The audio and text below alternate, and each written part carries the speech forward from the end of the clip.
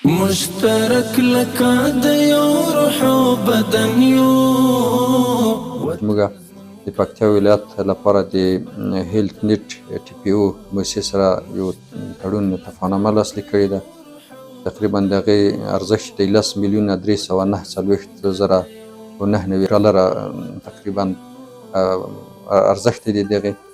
او دغه تړون چې دی د یو نیم کال لپاره لاسلیک شوی دی چې د هغې د مخې به هغه بنسټیز روغتیایي خدمات چې دي هغه د پکتیا خلکو ته رسیږي او د دې خدمت به کول کېږي. همدارنګې د دغې تفاهمنامې په اساس باندې به موږ وتوانېږو چې تقریبا 1538 تنو ته په بېلابېلو روغتیایي برخو کې د کار زمینه برابره شي. نو دې ته یو طرف ته که خلکو ته د کار زمینه برابرېږي، بل طرف ته هغه روغتیایي خدمتونه چې خلک ورته اړتیا لري هغه به ورته راکړي، عرضه کېږي چې دا د رهبرۍ په هدایت او د صحتعامې د کارمندانو په هلو ځلو باندې او د موسسې په شمول باندې په دې باندې وتوانېدلو چې دا تفاهمنامه نهایي کړو او عملاً هلته په کار باندې شروع وکړو. هغه موږ تفاهمنامه چې کله ورسره لاسلیک کوو د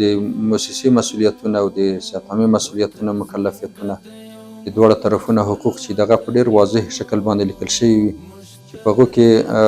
شفافیت او حساب ورکونه هغه لوی اصل دی چې په نظر کې نیول شوی دی چې دی به د اسلامي امارت اصولو ته په ژمنتیا سره شفافیت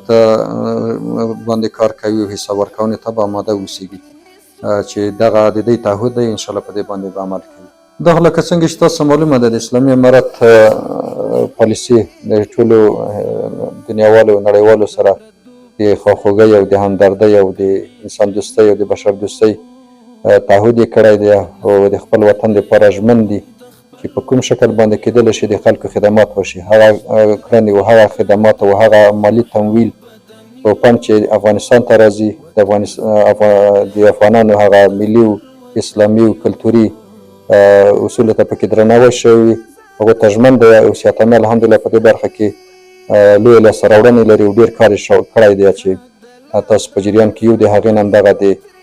هیلت نیټ ټي پی او سره زموږ د تفاهمنامې لاسلیکول دي چې په یوه لویه پیمانه باندې الحمدلله خدمات خلکو ته وړاندې کېږي. وطن زموږ د یو منتخ پر وطن یو،